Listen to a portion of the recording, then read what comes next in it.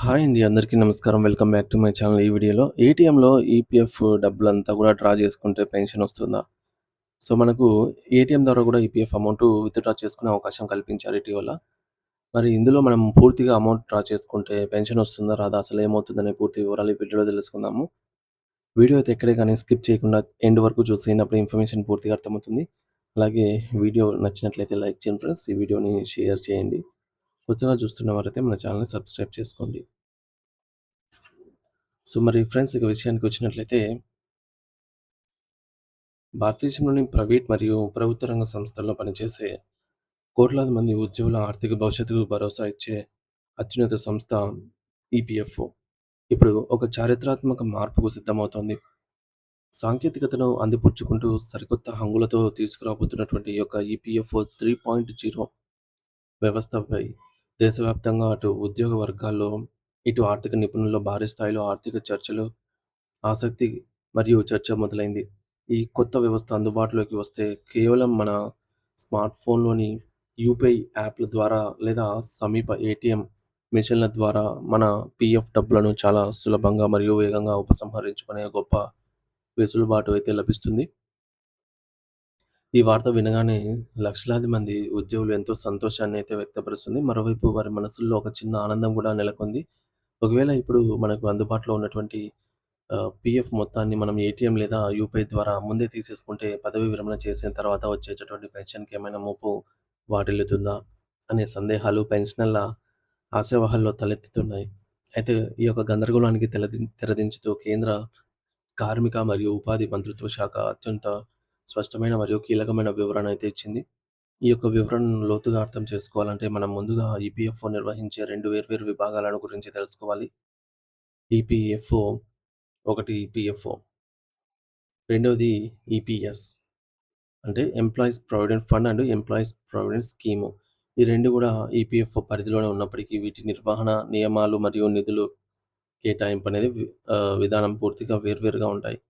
మనం ప్రతి నెలా చెల్లించే పీఎఫ్ చందాలో ఉద్యోగి వాటా 12% పూర్తిగా ఈపీఎఫ్ ఖాతాలోకి వెళ్తుంది. అలాగే యజమాని చెల్లించే వాటాలో 3.67% ఈపీఎఫ్ కిందకు వస్తుంది. ఇప్పుడు ప్రభుత్వం తీసుకురాబోతున్న యూపీఐ లేదా ఏటీఎం ద్వారా ఉపసంహరణ సదుపాయం కేవలం ఈ యొక్క ఈపీఎఫ్ బ్యాలెన్స్‌కు మాత్రమే వర్తిస్తుంది. అంటే సభ్యులు అత్యవసర సమయాల్లో తమ పీఎఫ్ నిధుల్లో గరిష్టంగా 75% మాత్రమే ఈ యొక్క కొత్త డిజిటల్ పద్ధతిలో డ్రా చేసుకునే అవకాశం ఉంటుంది. అయితే యజమాని వాటా నుండి వచ్చేటటువంటి 8.33% నిధులతో కూడినటువంటి పెన్షన్ మొత్తాలను మాత్రం ఈ విధానంలో ముందే డ్రా చేసుకోవడం అసాధ్యమని అధికారులు ఖరాఖండిగా చెప్పారు.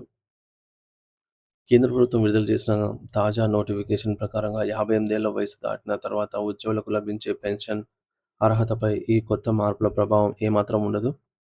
సాధారణంగా ఉద్యోగులు తమ పీఎఫ్ ఖాతా నుండి భారీ మొత్తంలో డబ్బునైతే అప్పుగా తీసుకున్నా లేదా పాక్షికంగా ఉపసంహరించుకున్నా అది వారి పెన్షన్ సర్వీస్ కాలంపై ఎటువంటి ప్రతికూల ప్రభావం చూపదు. ఉదాహరణకు మీరు పీఎఫ్ డబ్బులు ఎన్నిసార్లు డ్రా చేసినా సరే మీ యొక్క ఈపీఎస్ సభ్యత్వం రద్దు కావటం లేదా తిరిగి మొదటి నుంచి ప్రారంభం కావడం వంటివి జరగవు. సో, పెన్షన్ పొందడానికి ఉన్న ఏకైక మరియు అతి ముఖ్యమైన నిబంధన ఏంటంటే ఒక ఉద్యోగి తన సర్వీస్ కాలంలో కనీసం 10 ఏళ్ల పాటుగా ఈపీఎఫ్ సభ్యుడిగా కొనసాగాలి. ఈ 10 ఏళ్ల అర్హతను పూర్తి చేసిన ప్రతి సభ్యుడు వారి రిటైర్మెంట్ వయసు అనేది 58 ఏళ్లు నిండిన తర్వాత నిబంధనల ప్రకారంగా పెన్షన్ పొందడానికి అర్హులుగానే కొనసాగుతారు. దీనిని ఇంకా వివరంగా ఒక ఉదాహరణ ద్వారా పరిశీలిద్దాము. ఒకవేళ 50 ఏళ్ల వయసు ఉన్న ఒక ఉద్యోగికి ఏదైనా అవసరం వచ్చి తన యొక్క ఈపీఎఫ్ ఖాతా నుండి పెద్ద మొత్తాన్ని యూపీఐ ద్వారా విత్‌డ్రా చేసుకున్నారనుకుందాము. ఆ ఉద్యోగి అప్పటికే వివిధ సంస్థల్లో పనిచేస్తూ మొత్తం 10 ఏళ్ల సర్వీస్ కాలాన్ని పూర్తి చేసి ఉంటే, అతను పీఎఫ్ డబ్బులు తీసుకున్నంత మాత్రాన తన పెన్షన్ ప్రయోజనాలను కోల్పోడు. సో, దీనివల్ల ఉద్యోగుల్లో నెలకొన్న అతిపెద్ద భయం మరియు సందేహానికి ప్రభుత్వం అధికారికంగా సమాధానం చెప్పినట్టయింది. ఈపీఎఫ్ఓ 3.0 అనేది ఒక డబ్బులు తీసుకోవడమే కాకుండా సంస్థ మొత్తం పనితీరులో చేపడుతున్న ఒక భారీ డిజిటల్ విప్లవం అని మనం గుర్తించాలి. సో, దీని ద్వారా భవిష్యత్తులో సభ్యులు ఎటువంటి కాగితం అవసరం లేకుండా పేపర్‌లెస్ విధానంలో ఒక ఉద్యోగం నుండి మరొక ఉద్యోగాన్ని మారినప్పుడు తన పీఎఫ్ నిధులను తక్షణమే బదిలీ అయితే చేసుకోవచ్చు. యూపీఐ ఆధారిత చెల్లింపులు మరియు యూపీఐ సపోర్ట్ ఉన్నటువంటి ఏటీఎంల ద్వారా డబ్బు తీసుకునే సదుపాయం వల్ల గతంలో ఉన్నటువంటి క్లెయిమ్ ప్రాసెసింగ్ జాప్యాలు పూర్తిగా తొలగిపోతాయి. సాధారణంగా పీఎఫ్ డబ్బులు రావడానికి ఇప్పుడు కనీసం 15-20 రోజులు పడుతూ ఉంటే, ఈపీఎఫ్ఓ 3.0 అందుబాటులోకి వస్తే అది కొన్ని గంటల్లోనే సాధ్యమవుతుంది. కేంద్ర కార్మిక శాఖ మంత్రి మన్సుఖ్ మండావియా గారు మన్సుఖ్ మాండవీయ గారు ఇటీవల ఒక ప్రకటన చేస్తూ ఈ ఒక కొత్త వ్యవస్థకు సంబంధించి సాంకేతిక పరీక్షలు టెస్టింగ్ అత్యంత విజయవంతంగా పూర్తయ్యాయని సంతోషంగా వ్యక్తం చేశారు. యూపీఐ పేమెంట్ గేట్‌వే ద్వారా నిధులను వేగంగా నేరుగా సభ్యుల బ్యాంకు ఖాతాల్లో జమ చేసే విధానానికి ఇప్పటికే ప్రయోగాత్మకంగా పరీక్షించామని చెప్పి, అది చాలా వేగంగా పనిచేస్తుందని అయితే ఆయన తెలిపారు. అయితే ఈపీఎఫ్ఓ 3.0ను అధికారికంగా ప్రజలకు ఏ తేదీ నుంచి అందుబాటులోకి తెస్తారనే విషయాన్ని మాత్రం ప్రభుత్వం ఇంకా వెల్లడించలేదు.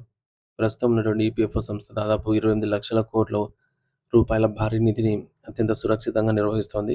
ఈ వ్యవస్థపై కోట్లాది మంది ఉద్యోగులు ఎంతో నమ్మకం ఉంచడానికి ప్రధాన కారణం ఇందులో ఉండేటటువంటి ఆర్థిక భద్రత, స్థిరమైన వడ్డీ రేటు మరియు ఆదాయపు పన్ను మినహాయింపులు. కేవలం 2024-25 ఆర్థిక సంవత్సరాల్లోనే దేశవ్యాప్తంగా 1,29,00,000 మందికి పైగా కొత్త కార్మికులు ఈపీఎఫ్ఓ పరిధిలోకి రావడం విశేషం.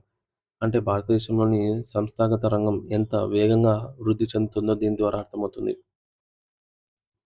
ఈ క్రమంలోనే ఈపీఎఫ్ఓ తన సేవలను ఆధునీకరించడం వల్ల సామాన్య ఉద్యోగులకు తమ సొంత డబ్బులపైన పూర్తి నియంత్రణ మరియు పారదర్శకత అనేది లభిస్తుంది.